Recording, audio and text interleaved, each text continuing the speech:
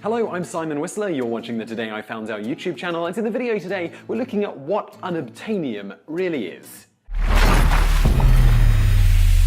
In the 2009 film Avatar, the events of the film are set in motion by the desire to acquire a rare mineral of unfathomable value known simply as unobtainium.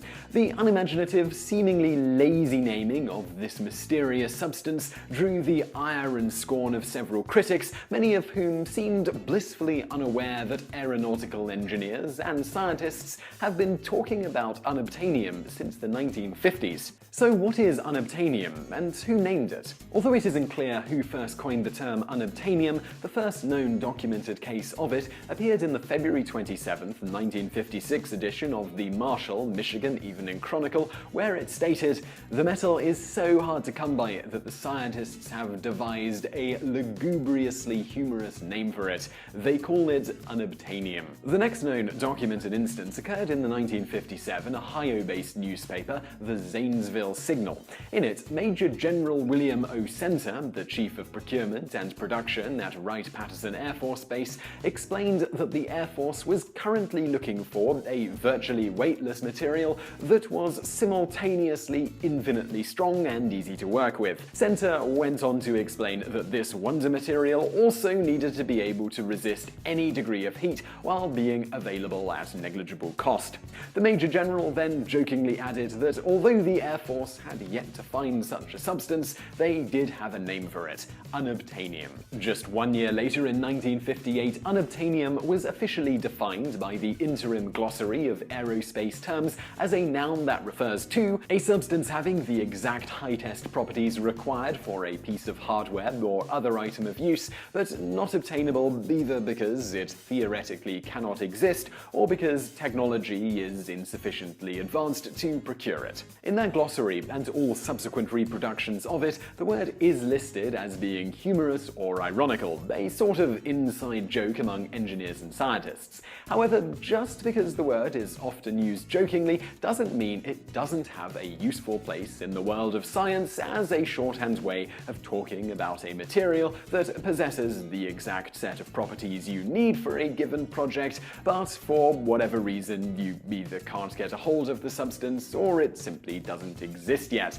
In the latter case, it certainly is slightly more professional sounding than just using something like the word thingy when drawing up specs and discussing design elements. But even when the substance already has a name and very much does exist, unobtainium is still sometimes used. For example, during the Cold War, titanium was sometimes referred to by US engineers as unobtainium due to its various properties being perfect for many aerospace applications, but almost nobody in the States could get their hands on any real quantity of it due to the Soviet Union controlling most of the world's supply at the time. An example where the unobtainium simply didn't exist yet was with the Rockwell X-30, a proposed hypersonic aircraft from the 1990s that was conceived as a passenger space liner capable of traveling perhaps as high as Mach 25. For much of the craft's initial development, many engineers dismissed the possibility of such a craft existing, stating that it would need to be constructed out of unobtainium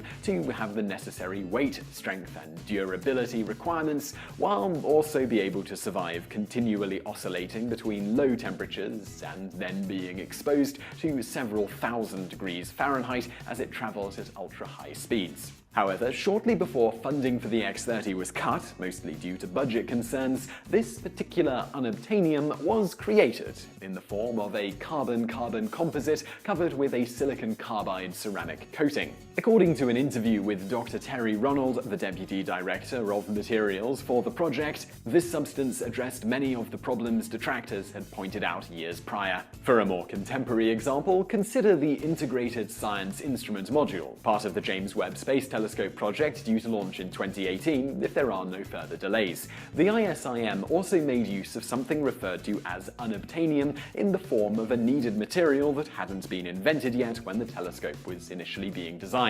NASA later described the design process as being like building a car chassis without a blueprint or even a list of recommended construction materials. However, they came up with a solution in the end, creating a never-before-manufactured composite material capable of surviving temperatures that plunged as low as 27 Kelvin, that's minus 411 degrees Fahrenheit, colder than the surface of Pluto. So I really hope you found that video interesting. If you did, please give us a like below, it really helps out. And also do subscribe, there's a big button below me now for other videos just like this. We're putting out new videos all the time. Also, if you did like this, over there on the right are a couple of other videos you'll probably enjoy if you enjoyed this one, and thank you for watching.